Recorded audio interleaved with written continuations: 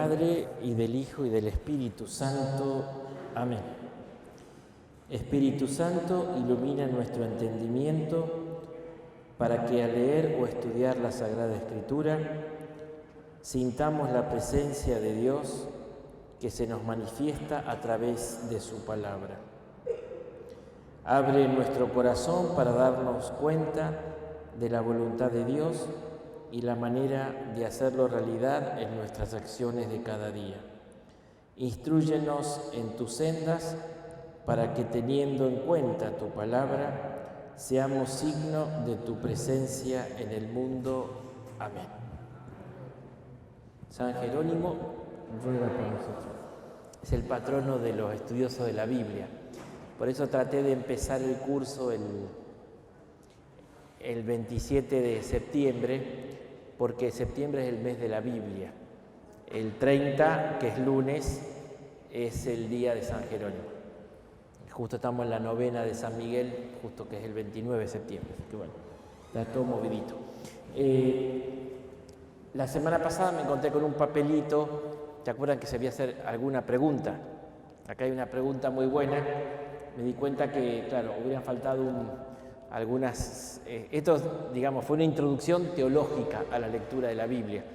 Faltaría una introducción práctica. Porque acá me preguntan más o menos una orientación sobre cómo leer la Biblia cada día. ¿Se puede combinar una parte del Antiguo con el Nuevo Testamento? ¿Se debe leer de corrido el Antiguo Testamento o seleccionando libros específicos? ¿Hay alguna guía que oriente, recomienda una mejor forma de leerla? A ver, muchas veces, claro, lo lógico sería, como todo libro, empezar por el principio, que por eso vamos a empezar por el principio nosotros. De hecho, las dos primeras palabras de la Biblia es en el principio. Dios creó. Entonces vamos a ver Génesis, porque si no tenés una idea de Génesis 1:11, no entendés a Jesús, la redención, Pablo, nada. Entonces por eso estaba ese tema de empezar por el principio.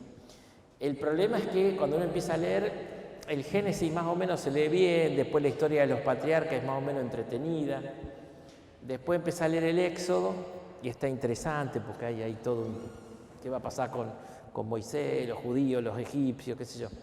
Pero después del desierto llegan al monte Sinaí y empiezan a bajar leyes y normas que vos decís, ¿qué tiene que ver esto? Porque algunas son de higiene, de pureza, de otras cosas. Y llegamos a lo que un profesor mío allá en Roma le llamaba el muro inexpugnable.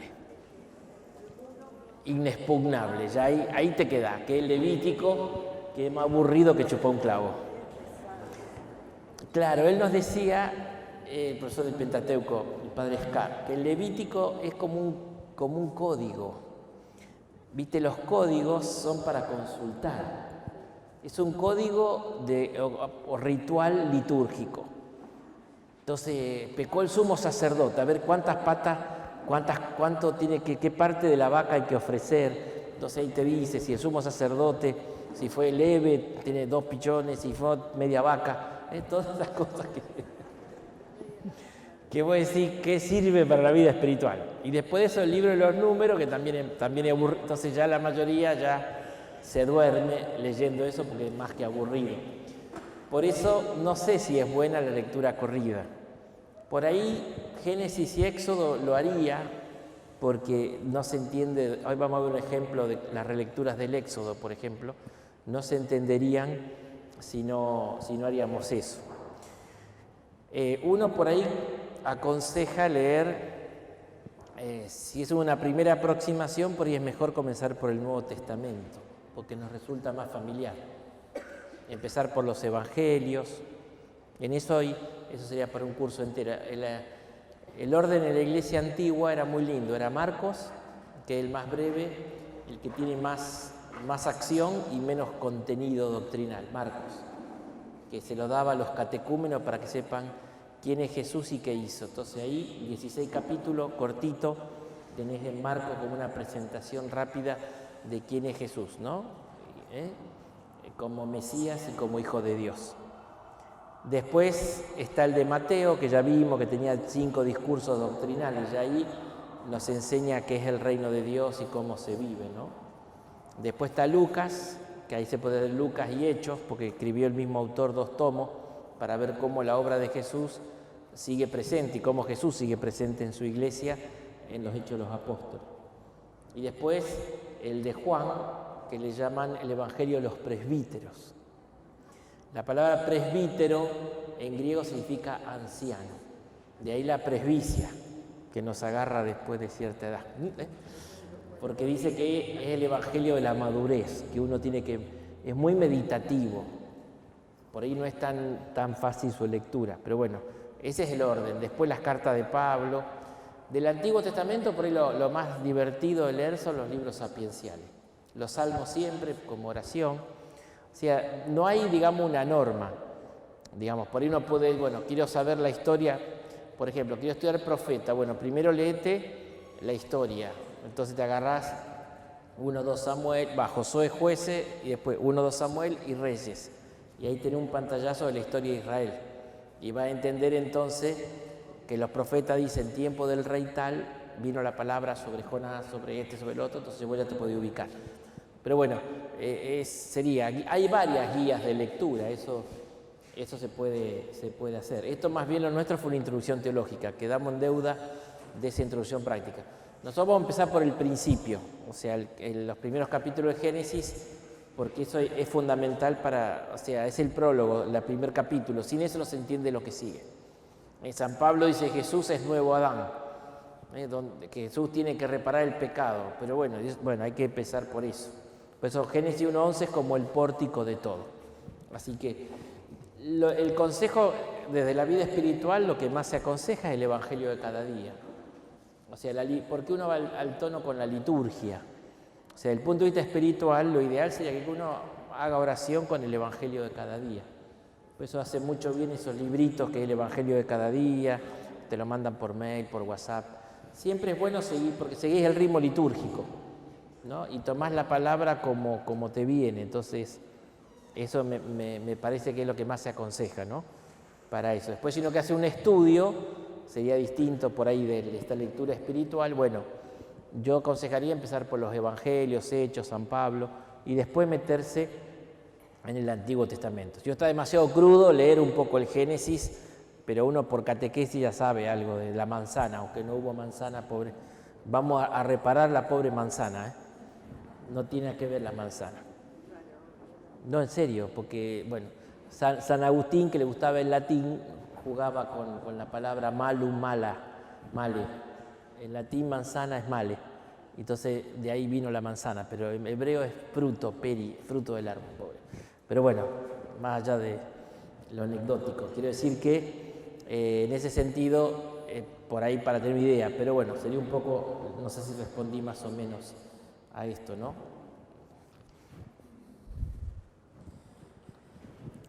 La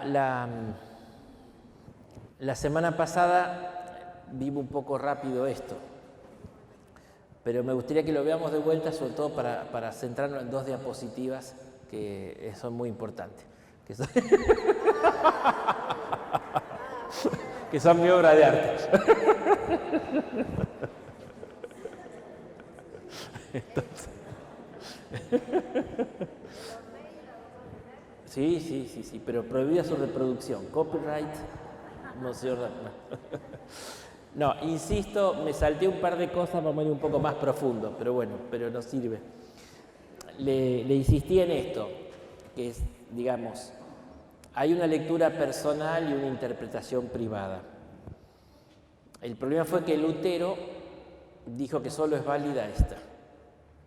Sola escritura y cada uno la interpreta a su modo. Entonces esto genera mucho caos. Entonces después voy a explicar porque hay un documento que salió un poco a responder a eso. En concreto, bueno, así después volvemos, pero a veces en los grupos se lee la palabra y dice, bueno, ¿qué te dice a vos la palabra? ¿A vos qué te dice? ¿A vos qué? Claro, pero eso podemos interpretarlo, y con todo respeto de los verduleros, para los tomates. O sea que por eso es importante lo que vamos a hacer ahora, el sentido literal, del sentido del autor. Hay que buscar lo que Dios quiso decir, pero lo encontramos en lo que el autor quiso decir. No, porque esta palabra a mí me dice mucho esto. Sí, está bien. Cuando terminamos el círculo hermenéutico entra uno, pero debería ser en segundo momento. Si no hay un subjetivismo, no me quiero meter, habrá docentes, saben que está todo el problema del constructivismo, que la verdad no existe previo a mi conocimiento, que yo construyo. Eso es la mitad de la verdad. Lo objetivo se entiende por lo subjetivo, pero si no hay objeto previo, tampoco hay conocimiento. Entonces no se puede, entonces si no, interpreto cualquier cosa, y es verdad. O sea, todos los herejes de todos los tiempos siempre se han inspirado en la Biblia. Pero claro, han sacado de contexto una frase o la interpretaron como a ellos les parece. Y te puedo poner muchos ejemplos, pero digamos, la interpretás mal y entonces no se puede. Ya vimos que es necesaria la interpretación. Mire, el documento, no sé si le puse una fotito ahí, se llama La interpretación de la Biblia en la Iglesia. Es del año 1992. Es más bien técnico. Dice, bueno, ahí habla cómo se hace la interpretación, ¿no? Y es un documento que fue muy bien recibido en todas las confesiones cristianas, en todos los grupos, porque es muy, yo diría, pacífico, ¿no? Hay un método más importante, más clásico, que es el método histórico-crítico, y hay distintos tipos de metodologías o aproximaciones.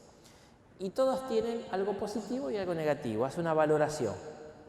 ¿No? Incluso la lectura feminista también dice, bueno, yo termino otro y dice, bueno, dice la mujer tiene una mirada sobre la realidad y percibe cosas que el varón no. Recomienda que haya biblistas, exégetas femeninas en las enseñanzas en los seminarios. En la comisión bíblica el Papa nombró 3 o 4, o sea, para el aporte. Pero bueno, cuando todo depende de la mujer y ya, bueno, y hay, entonces ya se fueron de mambo. Pero todo tiene positivo y negativo, todo menos uno. Hay una lectura de la palabra de Dios que no tiene nada de bueno ni por donde se la mires, pobre. Es tan fea que no le encontrás ni nada. Yo hace un chiste malo, después me echaba. Entonces, ¿y cuál es? La lectura fundamentalista. Que no hay interpretación. Tengo que interpretar cada coma como dice. Entonces, si tu ojo ocasión de pecado, arráncatelo. La semana que viene vino todo tuerto.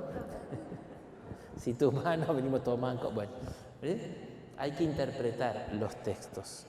La lectura fundamentalista falsea la palabra. ¿Por qué? Porque no puedo leer literalmente hoy algo que se escribió hace más de 2000 años en otra cultura, en otro idioma. Es necesaria la mediación. Que esa interpretación pueda falsear el texto y bueno, ese es el desafío. Y por eso unimos esto con la inspiración. O sea, que el Espíritu Santo nos enseñará todo. Entonces la Iglesia, guiada por el Espíritu, y ahí entra el magisterio, para hacer cuál es la correcta interpretación de la Escritura. El magisterio tiene la asistencia del Espíritu Santo para interpretar correctamente la Escritura, ¿no? Esto es del principio, ¿no? Lucas, que es un genio, el evangelista Lucas, él al final del Evangelio, 2 veces, dice que Jesús le explicó, dice, comenzando por Moisés y siguiendo por los Salmos y la Escritura, le fue explicando todo. O sea, Jesús hizo toda una exégesis del Antiguo Testamento, pero no lo trae. O sea, dice que lo hizo, pero no te dice lo que Jesús dijo. Pero dice que le abrió la inteligencia a los apóstoles para que comprendieran la Escritura. O sea, ¿quiénes son los que recibieron la correcta interpretación de la Escritura? Los apóstoles, a los cuales Jesús le abrió la mente para que la comprendieran. Eso, y así termina el Evangelio. Cuando agarramos Hechos de los Apóstoles, dice que la comunidad se reunía para escuchar la enseñanza de los apóstoles. Y ahí empieza la tradición, ¿ves? Que la tradición es la transmisión ¿de qué? De la interpretación correcta de la Escritura. Justamente la primera pelea con el judaísmo fue quién tiene la llave, quién interpreta la Escritura, Moisés o Jesús. En Mateo está muy fuerte esto. ¿Quién tiene la correcta interpretación del Antiguo Testamento, ¿no? ¿Moisés o Jesús? Y va a mostrar Mateo que Jesús es más que Moisés, es el mismo Hijo. Entonces, por ese lado, entonces fíjese que siempre, la interpretación de la palabra se dio dentro de la tradición apostólica. Y por eso la Iglesia y los sucesores de los apóstoles tienen el carisma de la interpretación de la Escritura. Esto no quita que uno pueda interpretarlo correctamente. Pero debe estar siempre sometido al estudio y al juicio de la Iglesia. Si es necesaria la interpretación, ¿yo la puedo hacer? Sí, pero siempre después tengo que someterla al juicio de la Iglesia. Y es bueno que también recurra a los estudios que hay, a las notas a pie de página de la Biblia.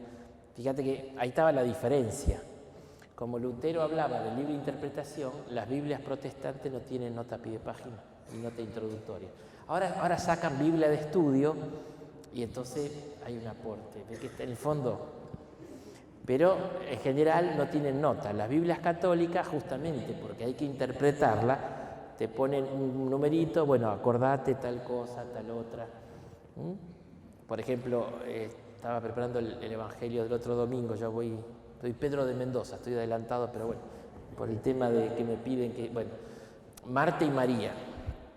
¿Ves? Por ejemplo, ¿se acuerdan Lucas 10, Marta y María? Que Marta se enoja porque María está, claro. Vos lo lees y decís, claro, María es una vaga y la dejó todo el trabajo a la pobre Marta, que es la fregona que está trabajando y cocinando, y la otra, qué piola que es. Ahora, si vos te metés, claro, porque nuestras iglesias están llenas de mujeres. En aquella época, la mujer no iba a la enseñanza, no iba a la sinagoga. Exactamente, la mujer no iba. Incluso hasta el día de hoy los judíos ortodoxos, los de los rulitos, la mujer no va. Cerca de la casa de mi familia en Rosario hay una sinagoga y pasaba el hombre con los rulitos y el pibito con los rulitos. La mujer no. La mujer reza con solemnidad el Shabbat el viernes en la casa, pero no va.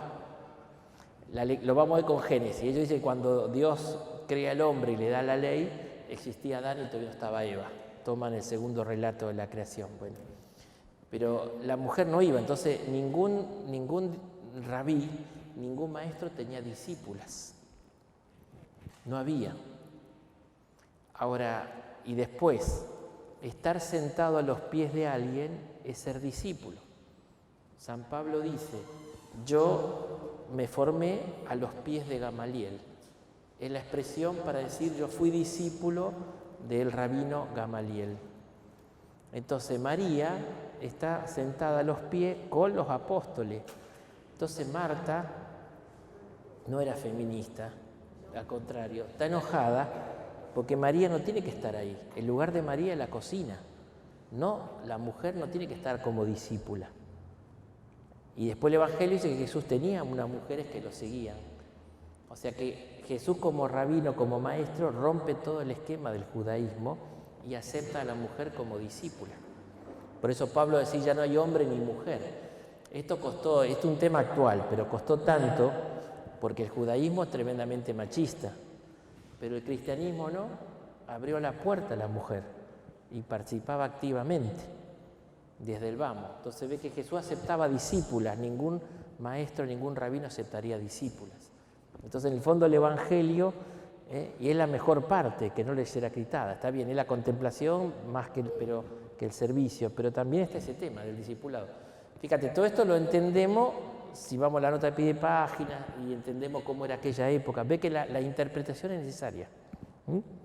Entonces, por eso, insisto, por qué hay que hacerlo. Yo lo leo y no lo interpreto, entonces tengo necesidad de eso, ¿no?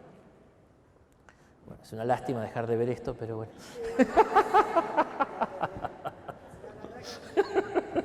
Espantoso, pero bueno. Lo hice con mucho amor.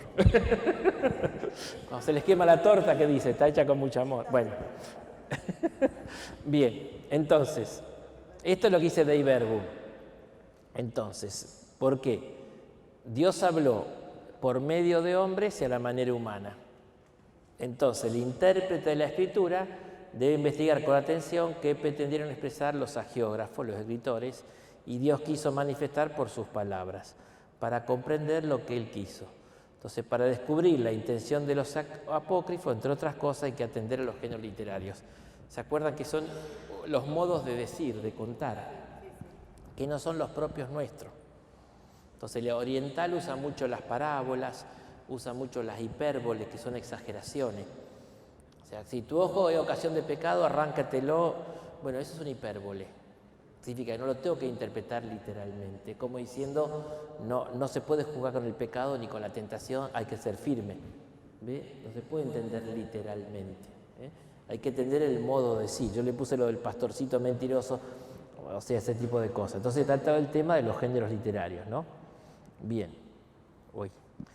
Entonces, dice Dei Verbum, para entender rectamente lo que el autor sagrado quiso afirmar en sus escritos, hay que atender cuidadosamente tanto a las acostumbradas formas narrativas, nativas de pensar, de hablar, de narrar, vigentes en los tiempos del agiógrafo, como a los que en aquella época solían usarse en el trato mutuo de los hombres. Ve que entonces el tema es que a veces hay complicaciones porque no tenemos, para definir un género literario hay que tener literatura comparada. Y hay muy poca literatura comparada a aquella época. En Israel prácticamente no había mucha. Otros escritos, entonces bueno, hay que recurrir a otros idiomas, a otras culturas más antiguas, etc. Pero bueno, es todo un tema. Sigamos. Entonces, espérate que se... Ahí está, bueno. Para entender rectamente, esto es lo que decíamos antes, entonces los géneros literarios, eso ya lo vimos, entonces eso quedó claro. Entonces, hay un primer principio, esto fue lo que pasamos rápido, no quería dejar pasar. Primero hay que hacer atención al autor humano, al sentido literal. Este documento, la interpretación de la Biblia y la Iglesia, dice: el sentido literal de la Escritura es aquel que ha sido expresado directamente por los autores humanos inspirados. Siendo el fruto de la inspiración, este sentido es también querido por Dios, autor principal. Se lo puede discernir gracias a un análisis preciso del texto, situado en su contexto literario histórico, que no es el nuestro. Entonces, el método histórico crítico estudia, cuál es el contexto histórico, el contexto literario. Entonces, y Santo Tomás de Aquino dice que solamente se puede hacer teología a partir del sentido literal, no del sentido figurado, porque hay que partir. Es el sentido que el autor quiso decir y que está inspirado, o sea, que está querido por Dios. Entonces, siempre hay que buscar la exégesis, es la disciplina científica que trata de decidir, qué es lo que el autor quiso decir. ¿Qué quiere decir el texto? O sea, ¿qué quiso decir el autor? ¿No? Y esto no se lo puede puentear. En la oración personal, por supuesto, uno mejor no hace tanto esto, pero después para interpretar correctamente tendría que ir a buscar cuál es el sentido literal. Entonces, eso es lo primero, ¿no? Ahora, este sentido literal está abierto a desarrollos ulteriores que se producen gracias a relecturas en contextos nuevos. O sea, una vez que, dicen los autores, que una vez que el texto salió, el texto tiene más riqueza que lo que el autor quiso decir. Por ejemplo, Isaías 7:14. Isaías le dice al rey Ahab: he aquí que la Virgen es en el texto griego, el texto hebreo dice la joven. Pero he aquí que la Virgen, pasa que en aquella época la mayoría de las jóvenes eran vírgenes, entonces da esa cuestión. Pero el texto griego traduce Pársenos, virgen. He aquí que la Virgen está embarazada y dará luz. Entonces le da ese signo porque Jerusalén estaba rodeada, estaban por caer, él tenía miedo que venga una alianza del norte y la destruya, y dice, tenía confianza que el Mesías va a continuar, o sea, la tradición davídica, el rey va a seguir, o sea, pero ese texto, seguramente Isaías no tenía el alcance. En ese momento el sentido literal de Isaías es que la esposa del rey Ahab iba a tener un hijo, el hijo después fue Ezequías, que fue uno de los grandes reyes de Israel. Como diciendo, la dinastía va a continuar, no te preocupes que no va a caer Jerusalén y la dinastía va a continuar. Ahora, cuando Mateo, capítulo 2, relee esto, claro, él dice no, el texto en realidad hablaba de un nacimiento virginal, de un milagro. Y Mateo, como dice virgen, lo aplica a la Virgen María. Entonces, después que cuenta el nacimiento virginal, dice esto sucedió para que se cumpla lo dicho. Ves que dentro del mismo texto se amplía, o sea, es el sentido literal, pero no cerrado, sino abierto a posibles interpretaciones, que no están en contra del sentido literal, sino que lo amplían. No puede ser contrario al sentido literal. Si el texto dice blanco, la relectura no puede decir negro, pero se puede ampliar, como el caso, por ejemplo, de Isaías, ¿no? Entonces, aquí no se sigue que se pueda atribuir un texto bíblico cualquier sentido interpretándolo de modo... Esto dice el documento de la interpretación de la Biblia de la Iglesia, ¿no? Es necesario rechazar como auténtica toda interpretación heterogénea al sentido expresado por los autores humanos en su texto escrito. Admitir sentidos heterogéneos equivaldría a cortar el mensaje bíblico de su raíz, que es la palabra de Dios comunicada históricamente, y abrir la puerta a un subjetivismo incontrolable, ¿no? Que a veces en catequesis se cae en ese error. Bueno, no, porque dicen, no, que el cura... En un tiempo no dejaban que ningún biblista entrara en una reunión de catequesis porque uno le iba a decir, no, ese texto no se interpreta así, ya todos se enojaban, pero se cae en esto. Le hacemos decir la Biblia cualquier cosa. Entonces, por seriedad la palabra de Dios, por tomar, no es falta de fe, es por tomar en serio la fe, que Dios se reveló en la historia, dice ahí, o sea, no cualquier fe, la fe cristiana, la fe... ¿Cuál era el principio clave siempre para todo? San Juan Pablo II, ¿se acuerdan? Para todo, Para entender la fe cristiana hay un principio que de ahí no nos tenemos que mover nunca. ¿Cuál es? La encarnación. Verdadero Dios, verdadero hombre. Si negamos uno de los dos, entonces siempre la encarnación. El fundamentalismo va en contra de la encarnación. La palabra no se encarnó, cayó de modo absoluto y hay que interpretar cada palabra de modo absoluto. La encarnación te dice que Dios habló en la historia, acompañó un pueblo, se hizo hombre en Jesús, pero en Jesús asumió una cultura, un pueblo, una historia y se manifestó en esa historia, en esa cultura. Entonces, para universalizar ese mensaje, yo tengo que ir ahí y traerlo. Los dos horizontes, mi horizonte de vida y de sentido y el horizonte de vida y de sentido del texto. Cuando se unen los dos horizontes, ahí se da el acto hermenéutico, la interpretación, la comprensión del texto, ¿no? Entonces este documento, insisto, que es de 1992, insiste mucho en esto. Ojo con el subjetivismo incontrolable. Pasa que estamos en una época histórica donde lo que se llama la posmodernidad, el constructo de subjetivismo. No hay verdad objetiva, cada uno construye, cada uno elige el sujeto. Es una reacción a un objetivismo, se pasó, pero ni uno ni otro, en el medio. Así que bueno, esto es importante, ¿está? Ahí le puse un ejemplo de cómo se puede releer esto del padre Alonso Jekyll. Él dice, fíjense, el Éxodo. Dios nos sacó, nos condujo por el desierto y nos introdujo en la tierra prometida. Ahí están los textos, ¿no? El tema del Éxodo. Él dice, dentro de eso hay unas categorías básicas. Salir, atravesar, entrar. Y estas categorías ya son universales y aplicables en otra situación. Cuando, por ejemplo, fue liberación de Egipto, Mar Rojo, atravesó el desierto, entró en la tierra, la libertad. ¿Está? Esto más o menos año 1200. Cuando en el año 587 cae Jerusalén, Israel va al destierro, al exilio a Babilonia. Estando en Babilonia, lo que llamamos el segundo Isaías, un profeta de la corriente de Isaías, pero discípulo, empieza a iluminar al pueblo y habla entonces de un nuevo éxodo. Esto es hermosísimo, siempre por eso la memoria es tan importante la memoria, ¿no?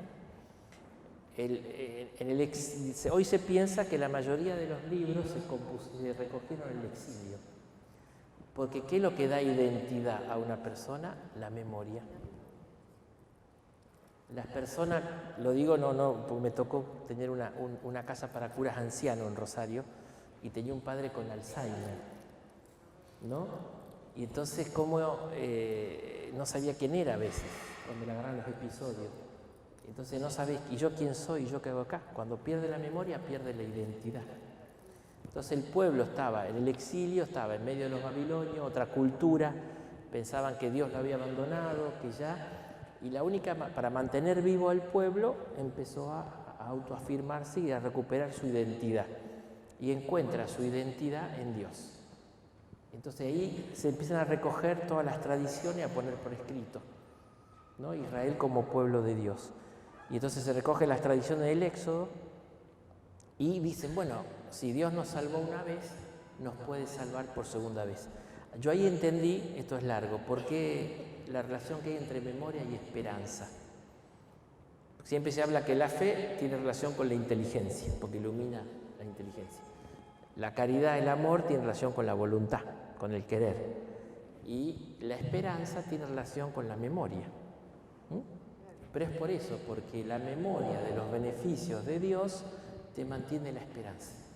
Y esto es psicológico, ¿eh? Erickson habla que las etapas de la evolución del chico, si es positiva va a tener un talante optimista, si es negativa va a tener un talante pesimista o derrotista. Nos marca. Entonces por eso la Biblia nos habla siempre de hacer memoria, para tener esperanza. En los momentos difíciles, es hermoso esto, ¿eh?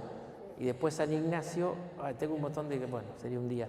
San Ignacio habla justamente que el mal espíritu ataca la memoria. Ataca la memoria. En la desolación te parece que siempre estuvo mal y todo estuvo mal. Y para salir de la desolación tienes que hacer memoria de los beneficios recibidos por Dios. Por eso la Biblia todo el tiempo y los salmos es un permanente ejercicio de memoria. Para mantener la esperanza.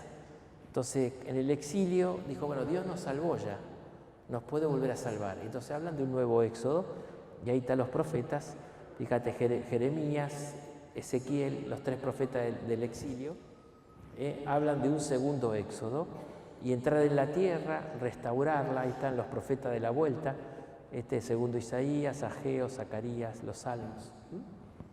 Ahora bien, el Nuevo Testamento hace una relectura espiritual de la salvación del Éxodo. Dice, en el fondo, ¿cuál es la verdadera esclavitud del hombre? El pecado. Entonces, Jesús nos salva del pecado, nos hace salir del pecado y nos hace entrar en la gracia y comunión con Dios. Fíjate, salir, entrar. Y esto a su vez es una metáfora de la vida. Salimos de la vida a morir para entrar en el reino celestial. Entonces fíjese cómo esto se llama arquetípico, o sea, el primer texto del Éxodo, dentro de la misma escritura, o sea, el que escribió el Éxodo, con todo respeto, no creía en la vida eterna. En el Antiguo Testamento, salvo excepciones, no hay una referencia a la vida después de la muerte. Por eso los fariseos y los saduceos peleaban ahí. Bueno, entonces, el que escribió esto no lo tenía, pero el Espíritu le hizo ver adentro un sentido que se fue revelando en relecturas posteriores. Entonces, del primer Éxodo pasamos al segundo Éxodo. El segundo Éxodo agrega un elemento que es el perdón, porque el Éxodo, Israel fue al Éxodo por hambre.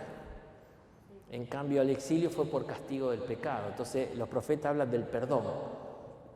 Por eso Jesús, cuando habla en la sinagoga de Nazaret, va a citar el texto del exilio. El Espíritu de Dios está en mí porque me ha enviado a anunciar la liberación a los cautivos, a libertad a los presos, pero en el fondo el perdón de los pecados.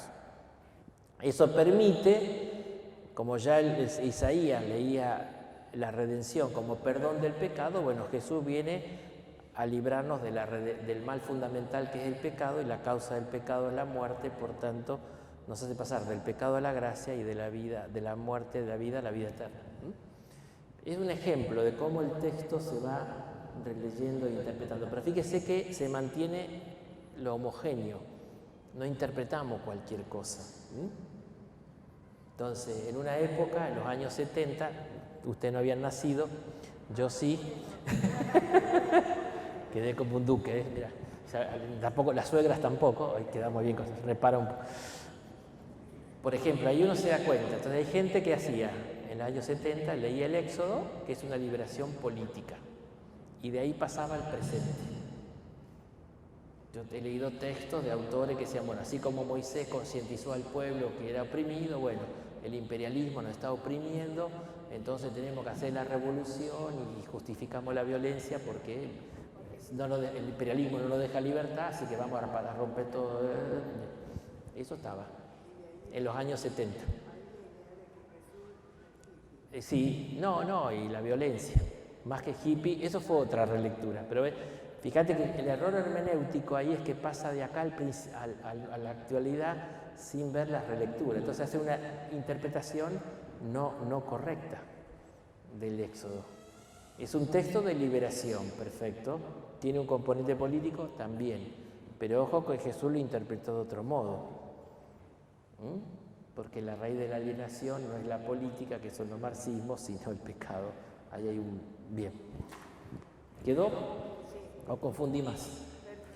Entonces, el primer principio, la atención al sentido literal, que es lo que el autor quiso decir. Hay que tratar de entender qué es lo que el autor quiso decir, porque ahí Dios no está hablando, pero con un sentido abierto. No cerremos la puerta, dejemos abierto. Porque por ahí el autor dijo algo, pero el autor no vio lo que Dios veía. Y esas palabras del autor, en la misma línea, homogeneidad, puede dar lugar a sentidos más profundos, como la liberación de la esclavitud de Egipto, en el fondo, es un mensaje de liberación del pecado y de la muerte, ¿está? Pero estamos en la misma línea. Segundo principio, también hay que tener atención al autor divino y entonces el sentido espiritual. Se puede definir el sentido espiritual comprendido, según la fe cristiana, como el sentido expresado por los textos bíblicos cuando se los lee bajo la influencia del Espíritu Santo en el contexto del misterio pascual de Cristo y de la vida nueva que proviene de él.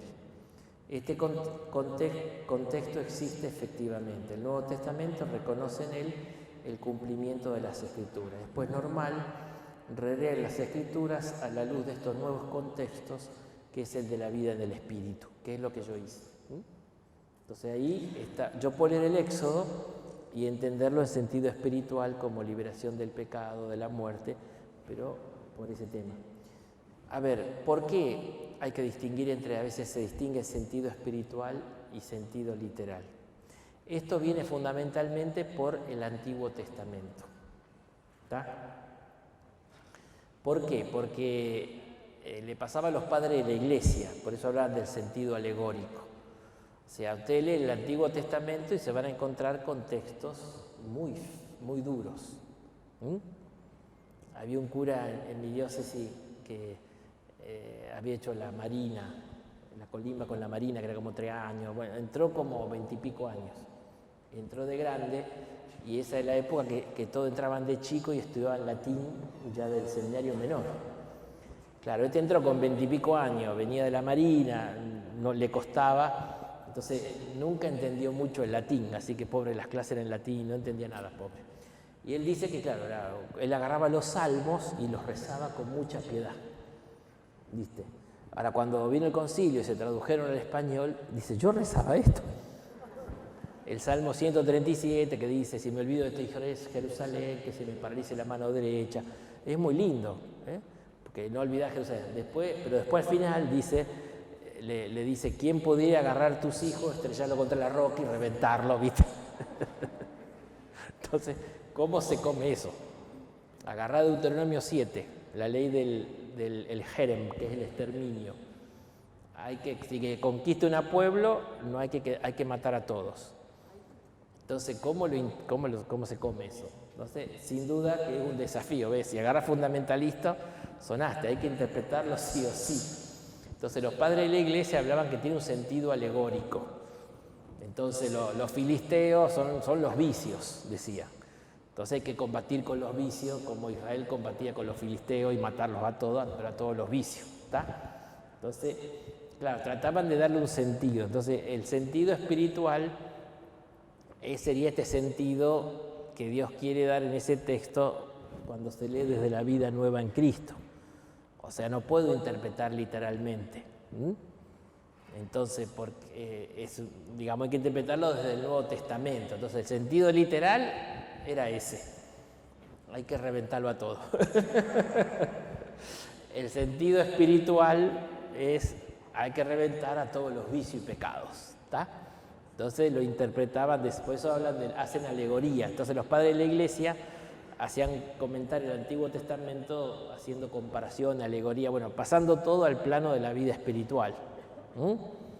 Entonces, para decir, bueno, entonces, pero bueno, hay que hacerlo, pero en la misma línea. Por eso se hacía tanto esta distinción. Ahora, en el Nuevo Testamento, el sentido literal es espiritual. Y Dios es amor. ¿Qué otro sentido buscar? Ámense los unos a otros como si lo... En el Nuevo Testamento, el sentido literal es espiritual. O sea, ahí no hay problema. El problema es con el Antiguo Testamento, porque el sentido literal es muy duro y no es aceptable. Entonces hay que buscarle, decir, bueno, ¿qué quiere decirnos Dios con esto? ¿Que vayamos y reventemos a todo? No me parece. Entonces, ¿cómo lo actualizo? Y bueno, ahí se dice, la vida nueva en el Espíritu se lee de modo alegórico, no de modo literal. Entonces hay que buscar el sentido espiritual que está por encima del sentido literal. ¿Está? Eso es todo con el Antiguo Testamento. Por eso aconsejaba empezar a leer siempre el Nuevo, porque de golpe te vas a encontrar con cosas del Antiguo que se va a escandalizar. Entonces, por eso esta distinción que se hace entre sentido literal y sentido espiritual. Bueno, pero lo primero es el sentido literal. En el Nuevo Testamento ahí mismo está lo espiritual, ya está. En el Antiguo Testamento hay que hacer relecturas para entenderlo espiritualmente. ¿Está? Entonces, dice Dei Verbum, la Escritura se ha de leer e interpretar con el mismo espíritu con el que fue escrita. Este espíritu es el Espíritu Santo. O sea, la Sagrada Escritura se debe leer e interpretar con el Espíritu Santo porque el Espíritu Santo la escribió. Esto en Lectio Divina se trabaja mucho porque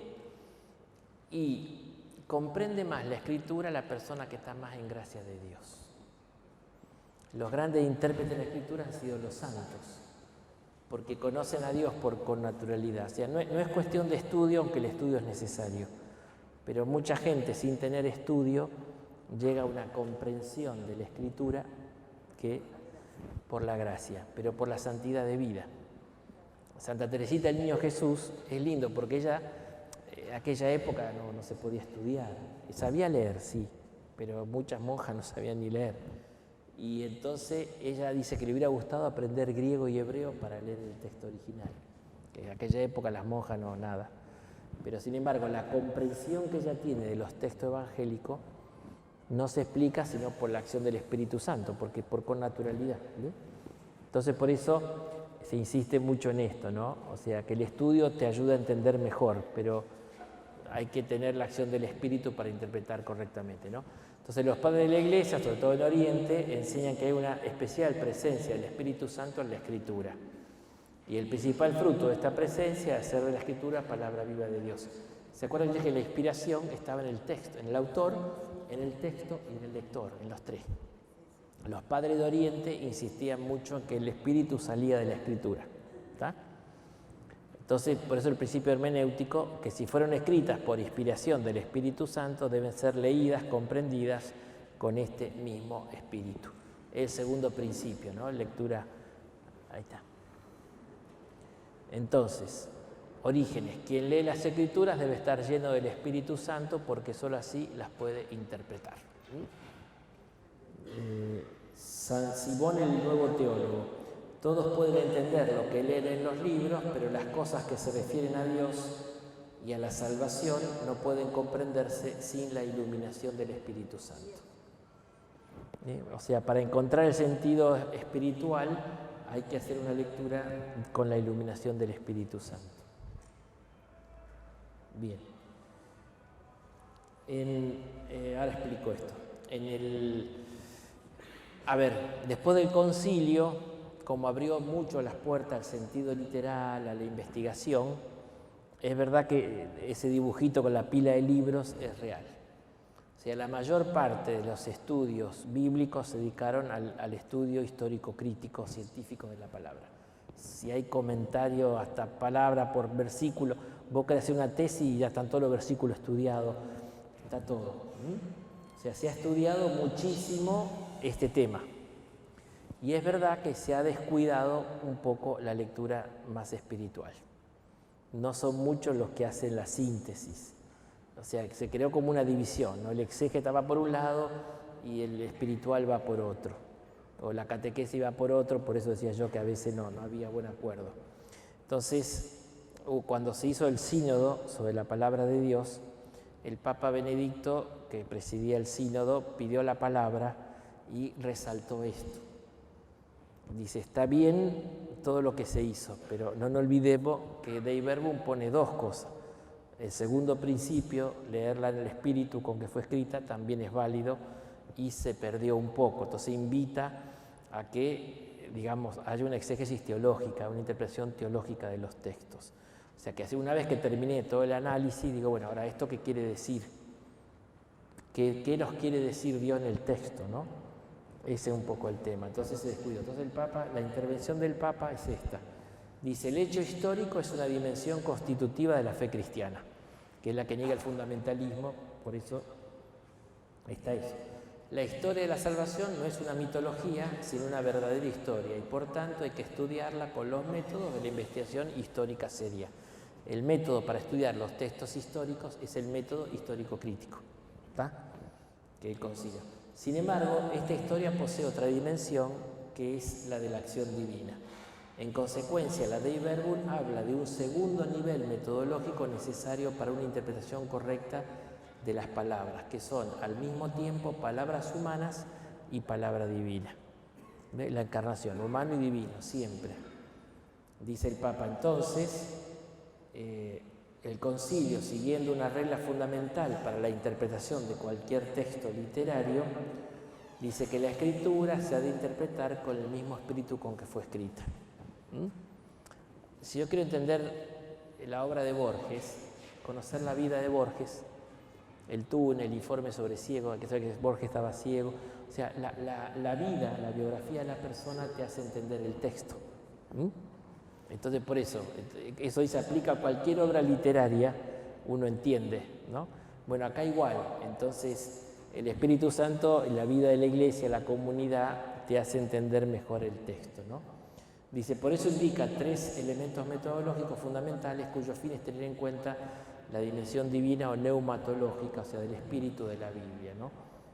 Entonces, lo primero, se debe interpretar el texto teniendo presente la unidad de toda la escritura. Esto se llama hoy exégesis canónica.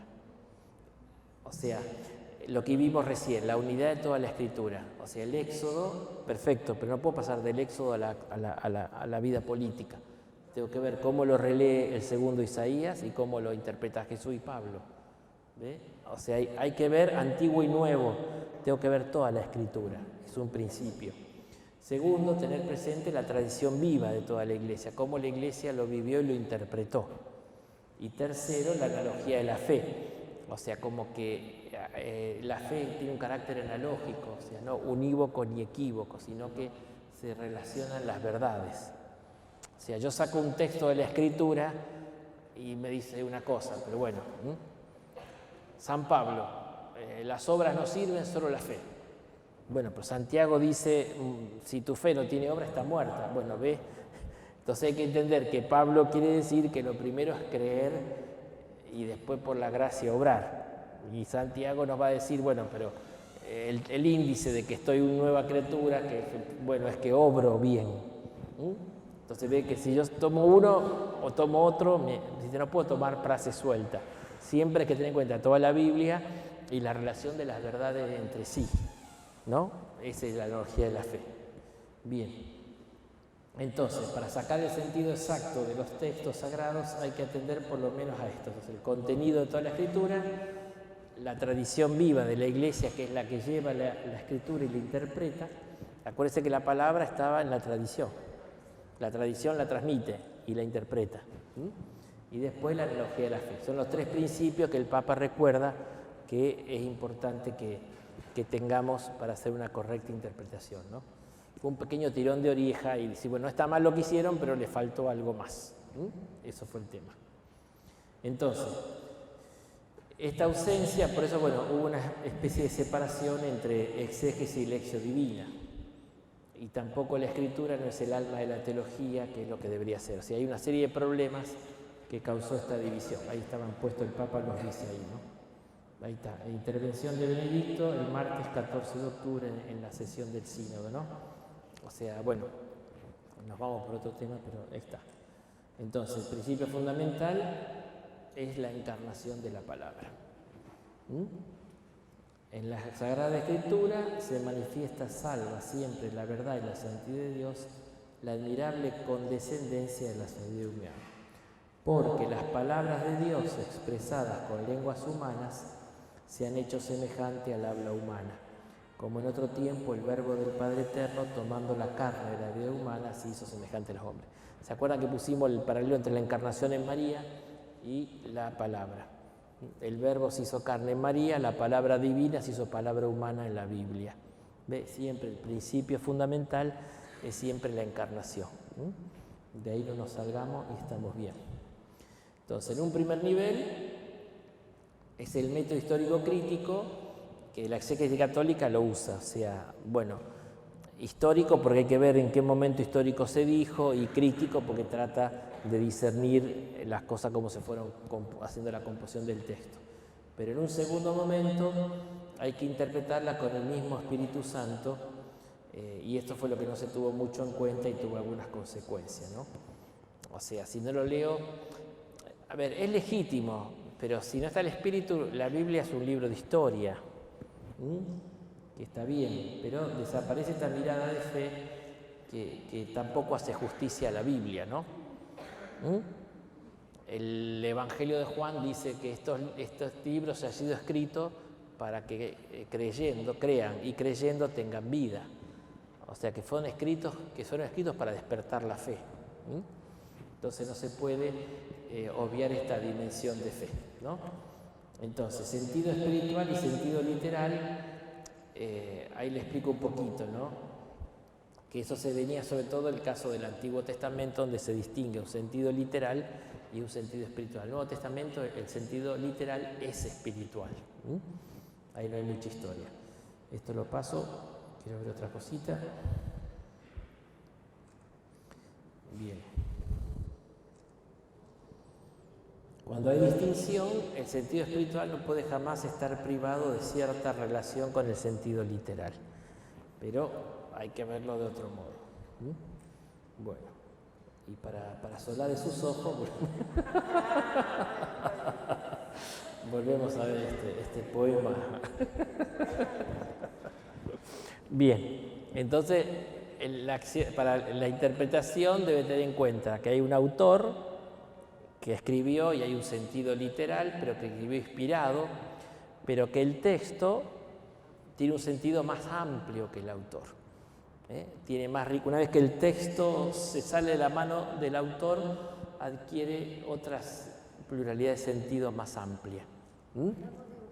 Sí. Y después el lector también, se llama exégesis contextualizada. El contexto del lector también tiene que ver, ¿no? No es lo mismo leer la Biblia en América Latina, en África, que en Europa.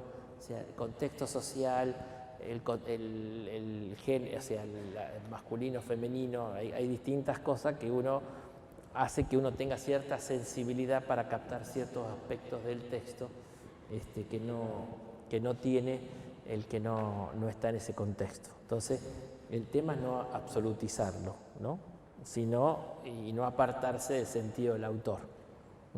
Hay una corriente que dice que es más importante el contexto del lector que el texto. Bueno, ahí ya nos fuimos, perdón los verduleros, para los tomates, pues ya le hace decir cualquier cosa, ¿no?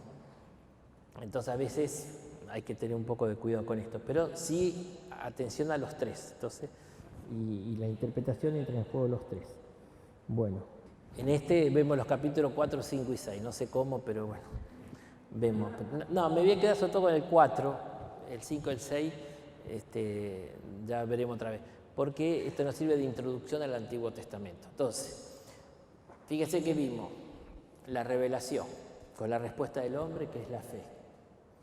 La transmisión de la revelación, la tradición, entonces ahí estaba el sujeto, la iglesia, el magisterio, el dogma, todo que vimos. Perfecto. Después ya entramos en la palabra de Dios, pero hay que tener en cuenta dos cosas para interpretarla, que es inspirada, lo cual no significa que no tenga error, sino que aquellas cosas que son para verdad de salvación, ahí no hay error. No es tanto inerrancia de concepciones científicas, sino más bien de lo que se refiere a la salvación, está garantizado por el Espíritu Santo. ¿Está? Y bueno, por ser inspirada, hay que leerla y hay que interpretarla, porque es histórica pero inspirada. Entonces, por ser histórica hay palabra humana, sentido literal; por ser inspirada hay acción del Espíritu que va más allá de la palabra humana, pero manteniendo la orientación de la palabra humana. ¿Está? Y ahora sí, entonces capítulo 4 Antiguo Testamento, capítulo 5 Nuevo Testamento y capítulo 6 la Biblia en la Iglesia. Este sería el más práctico, sería el capítulo 6. ¿Cuál es el lugar de la Biblia en la Iglesia? Bien, es la primera vez que un documento le dedica tanto al Antiguo Testamento. Que pobre, es muy sufrido, no le daban. Había un cura en un pueblo, era medio alemán, era húngaro, pero se había formado en Alemania. Entonces decía, oyes, hablaba mal, decía, no leas Antiguo Testamento, eso es cosa de judíos. Entonces hacía leer la epístola y no entendió nada, pero bueno.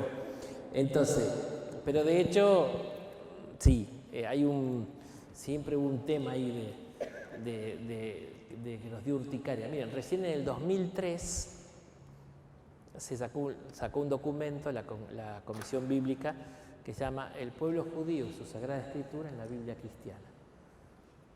Porque se armó un lío, porque el Papa Juan Pablo dijo, voy a citarlo acá, la alianza nunca revocada. Dio a entender como que la primera alianza todavía sigue vigente. Entonces armó un debate teológico.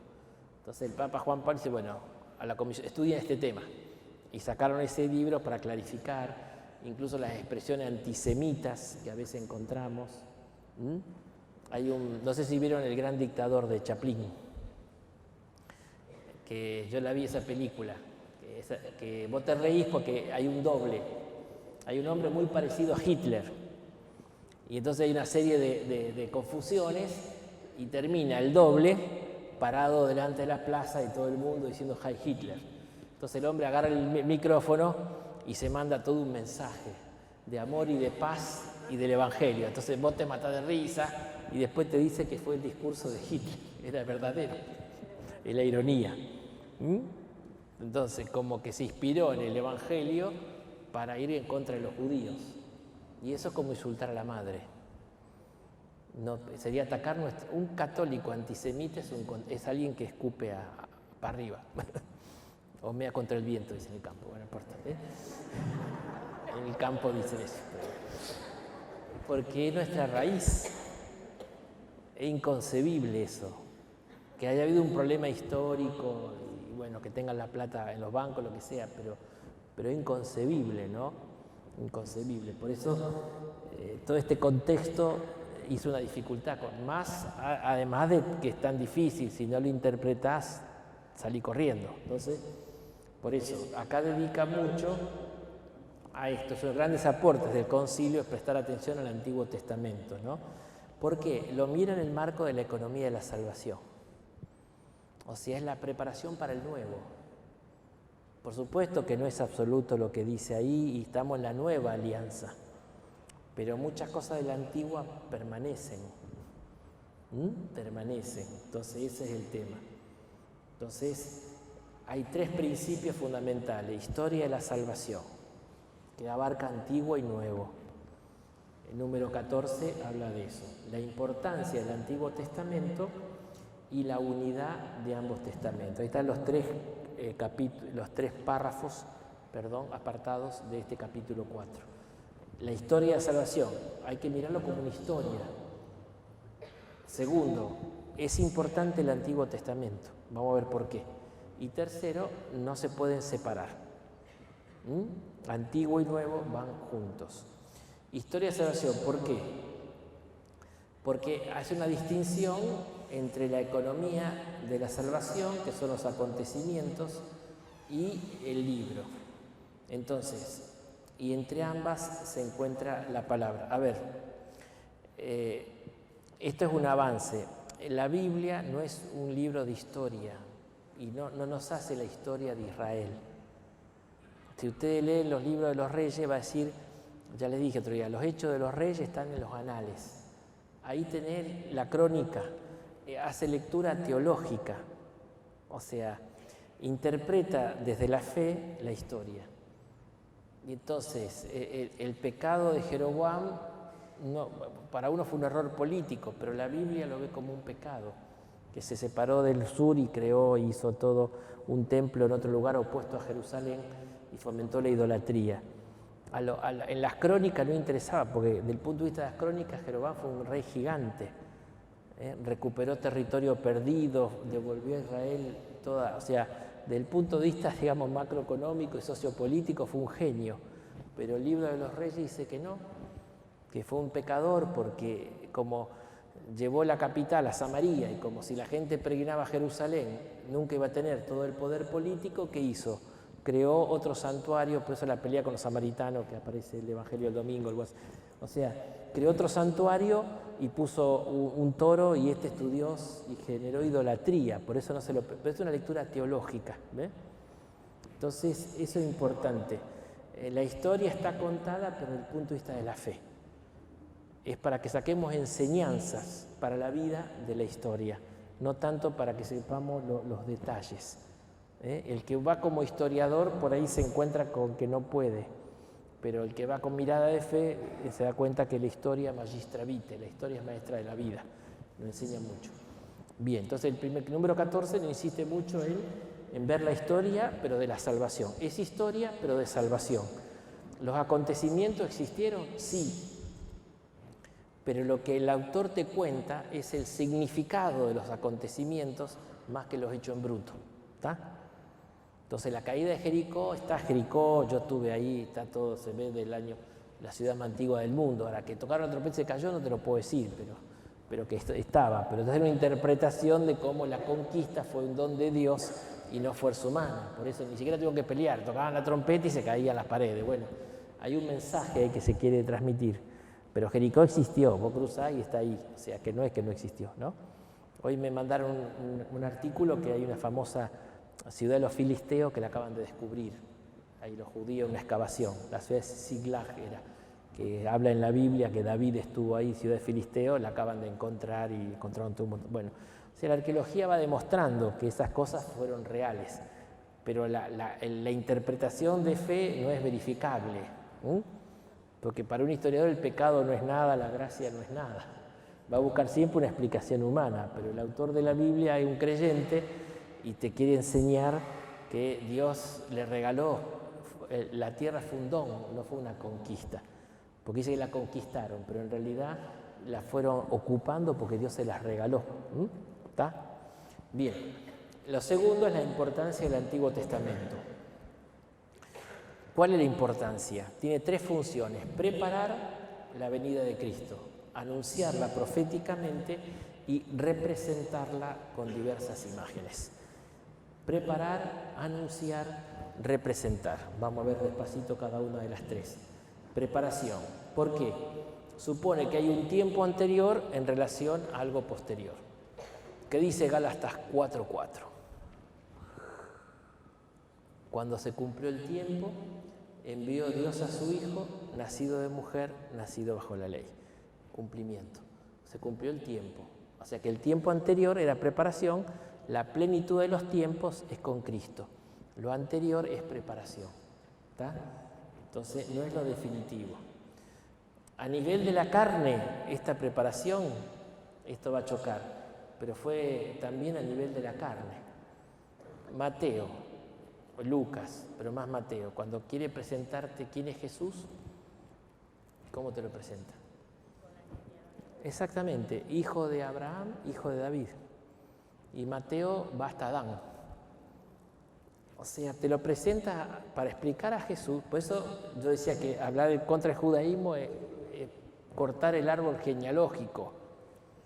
porque Jesús viene de ahí. Y entonces te hace 7 generaciones, 7 generaciones, bueno, eso un día lo voy a explicar.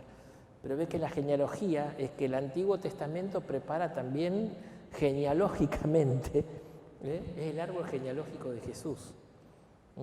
No se explica Jesús sin Abraham, sin David, sin el Antiguo Testamento. Y espiritual o culturalmente porque sí. A ver, esto es largo de explicar, pero para interpretar el Nuevo Testamento tenés que conocer el Antiguo.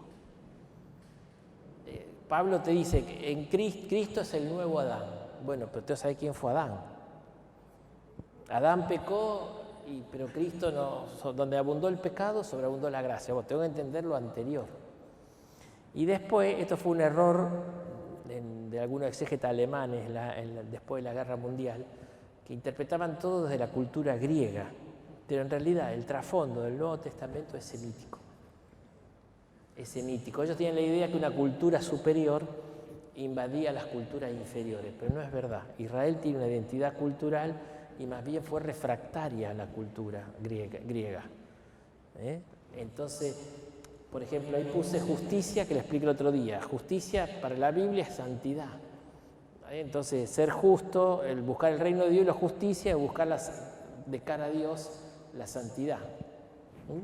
El tema de la gloria. La palabra griega es doxa, pero doxa en griego es opinión. En cambio, la gloria, es la kabod en hebreo, es como la manifestación del ser. Por eso cuando Dios muestra la gloria a la gente... Entonces hay que buscar la gloria, bueno, la opinión, no, hay que buscar, digamos, la manifestación de Dios, ¿no? O sea, que Dios se manifieste. Entonces, cuando uno obra bien, da gloria a Dios, o que los hombres den gloria a Dios por las buenas obras, porque van a hablar bien de Dios, van a tener una buena opinión de Dios, pero es porque no es una opinión de apariencia, sino que brota del ser. O sea, insisto, no se entiende el Nuevo Testamento sin el Antiguo. La matriz cultural del Nuevo Testamento es el Antiguo, entonces también en ese sentido lo prepara. Hay que conocer bien el Antiguo para poder interpretar el Nuevo. ¿Tá? Profecía. También el Antiguo Testamento preanuncia la venida del Mesías, el Emmanuel. Esto hay que verlo en sentido global, no en los detalles, pero bueno, espero que pase rápido ahorita. Pero también en el Antiguo Testamento encontramos las profecías. Y todo el Nuevo Testamento es tratar de mostrar cómo en Jesús se cumplen las profecías. Para ello era muy importante. Por eso Jesús, ¿qué hace? Comenzando por Moisés, siguiendo por los profetas, les fue explicando todos los textos que hablaban de él y cómo hablaban de la cruz. Por eso los cánticos del siervo sufriente. O sea que para los primeros cristianos era fundamental que ellos están cumpliendo la Escritura. Jesús dice que no ha venido a abolir la Escritura, sino a darle cumplimiento, plenitud. Entonces no se puede entender el Nuevo Testamento sin el Antiguo, ¿no? Es profecía, lo prepara. Y después tipología, esto está bueno, porque muchas imágenes, tipos son imágenes, ¿no? Entonces, muchas imágenes del Antiguo Testamento adquieren sentido después en el Nuevo.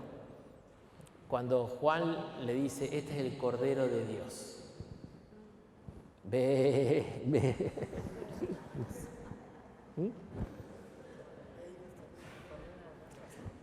Te acordé de un chiste, pero acá no hay ninguno de Central, si no lo iba a contar. Dice, Rosario Central se fue a la B, ¿sabían? Hace unos años, All Boys, grande All Boys, le ganó 3-0 en su cancha y lo mandó a la B a Rosario Central. Entonces un hincha de Rosario Central no podía dormir, quedó tan traumado por eso que no podía dormir. Entonces fue al médico. Entonces el médico lo revisó todo y dice, mire, ¿qué tengo, doctor? Mire, yo lo reviso, usted no tiene nada, pero no puedo dormir. Desde que Central se fue a la B no puedo dormir. Y bueno, yo le doy el consejo de las abuelas. Acuéstese, cierre los ojos y empieza a contar. 1 ovejita, 2 ovejitas, 3 ovejitas hasta que se duerma. Ya está. Si usted no tiene nada, ¿para qué le voy a dar un remedio? Pero eso pasa, doctor. Yo cuento 1 ovejita, 2 ovejitas, 10 ovejitas, 11 ovejitas, me miran y me hacen ve. Esto contábamos los de Ñul cuando Central se fue a la vez. Pobre, bueno.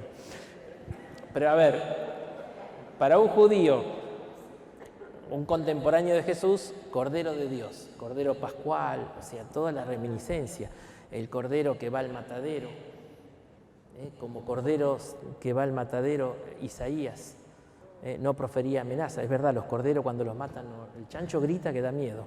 ¿Vieron matar a un chancho? Pero el cordero no habla, ¿no? Calladito. Entonces, digamos, hay un montón de cosas, de imágenes, ¿no? Por eso se interpretan. Hay dos esquemas posibles, ¿no? Por ejemplo, imagen, que es eikon, y realidad. O sea, lo que estaba... Pablo, ¿qué dice? Que el camino por el desierto fue imagen. Y dice que el agua que tenían era Cristo, la roca que les daba el agua era Cristo. Es una interpretación tipológica.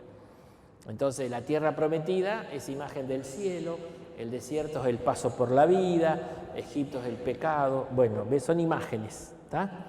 Y después otro es tripartito, hablan de sombra, de imagen y de verdad.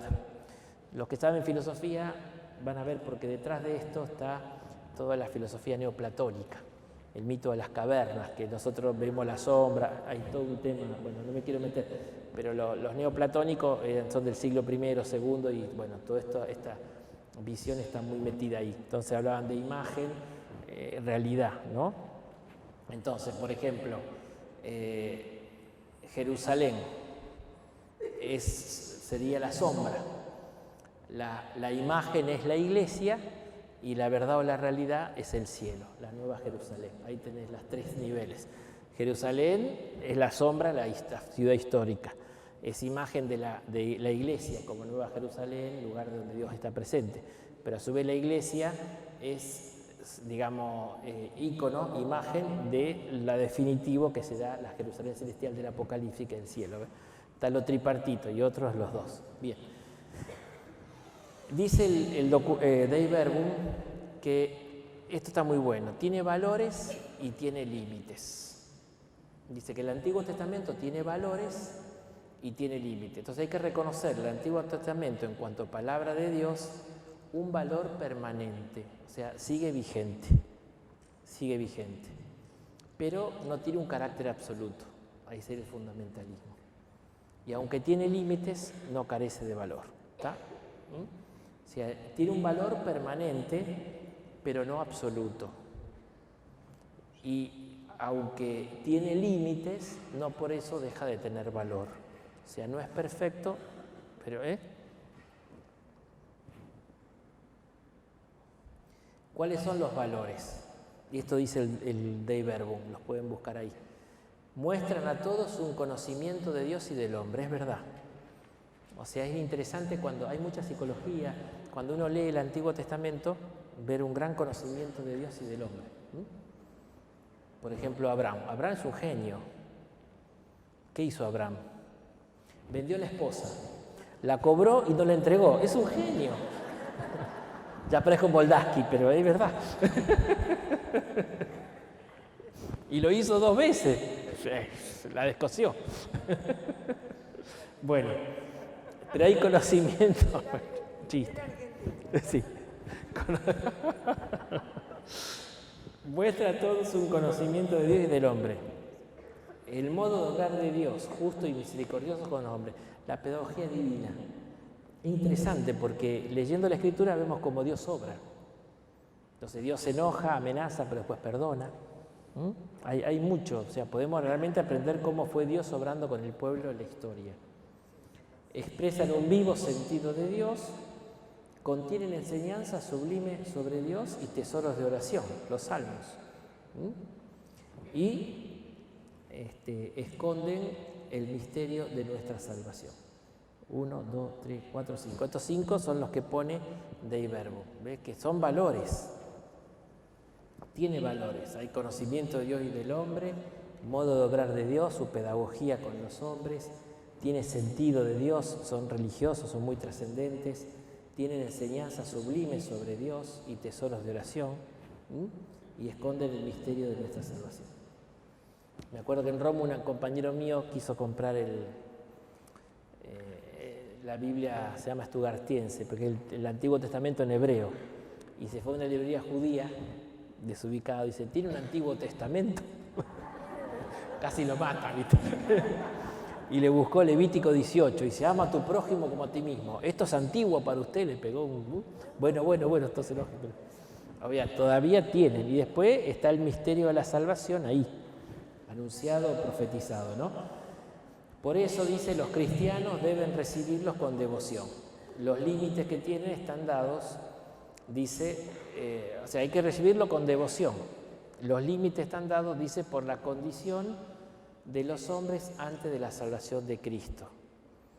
A ver, ¿por qué me choca al Antiguo Testamento? Porque yo ya conozco el Nuevo. Entonces, ojo por ojo, diente por diente, la vendetta. No, pero bueno, Jesús dice amar al enemigo, por eso. Pero esto es lo imperfecto, esto es lo perfecto. Entonces hay un límite que Dios se fue revelando en la medida que el pueblo lo iba comprendiendo.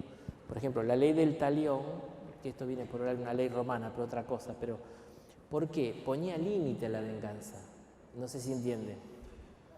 En aquella época, bueno, si te dio una piña en un ojo, dale una piña en el ojo, pero aquello le daba una piña en un ojo y le cortaba la cabeza. Entonces, bueno, si te pegó un ojo, dale un ojo. Te sacó un diente, sacale un diente, no le saqué toda la dentadura. Bueno, no se puede, Insisto, cuando uno lo ve históricamente no se asusta tanto del Antiguo Testamento, pero por eso, pero hay que entenderlo en ese momento. Entonces, en ese momento, semisalvaje, decir ámense unos a otros, ¿viste? Pedro, ¿cuántas veces tengo que perdonar? Hasta 7, y Pedro dijo, me luzco, soy súper generoso, ¿viste? No, 70 veces 7, está loco. Fíjate que, bueno, a veces por eso estamos viendo desde el Nuevo, pero el Antiguo tiene ese límite, se llama limitación cognitiva, porque es del momento histórico en que Dios se reveló. Y después contiene elementos imperfectos y pasajeros.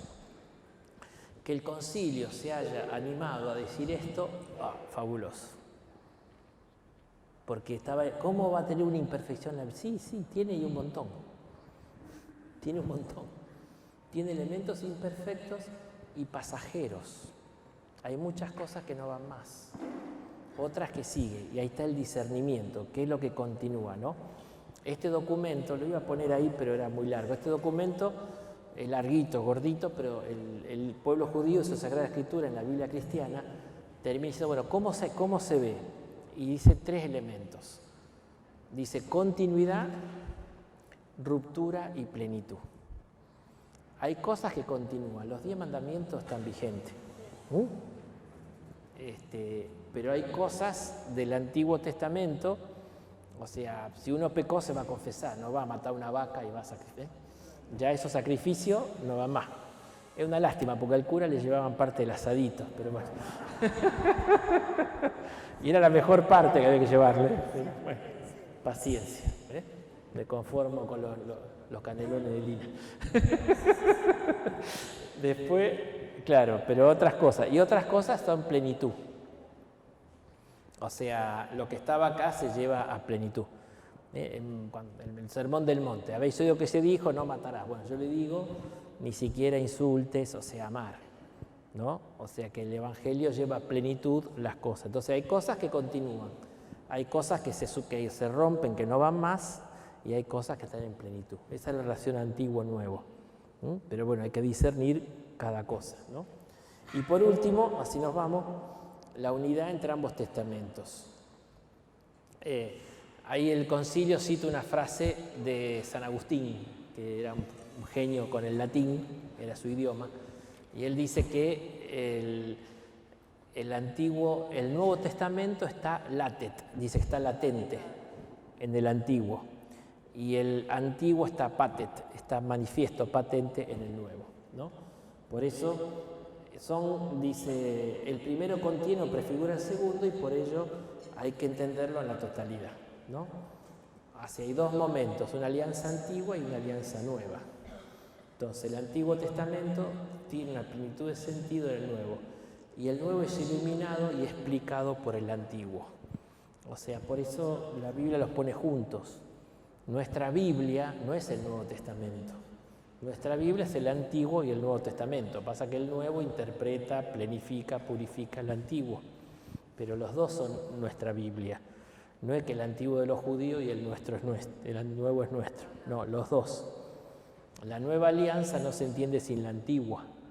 Es una renovación, purificación, espiritualización de la antigua. Pero no se entiende sin la antigua. Por eso hay que leerlo juntos.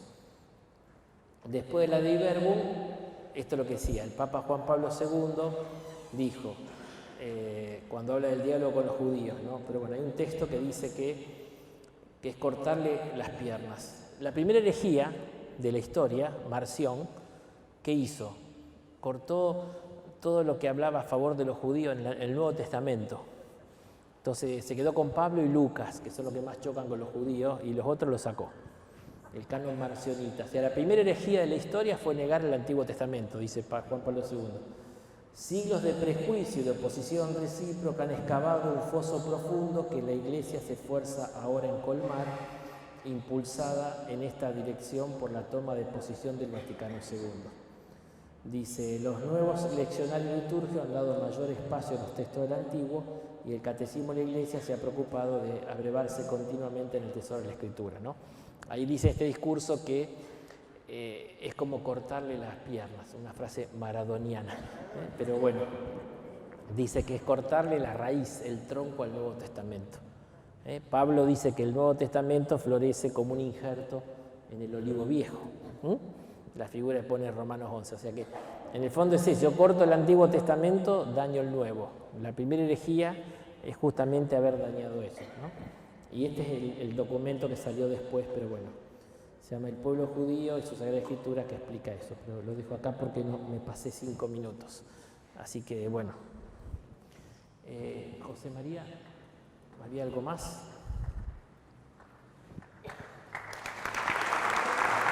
Bueno.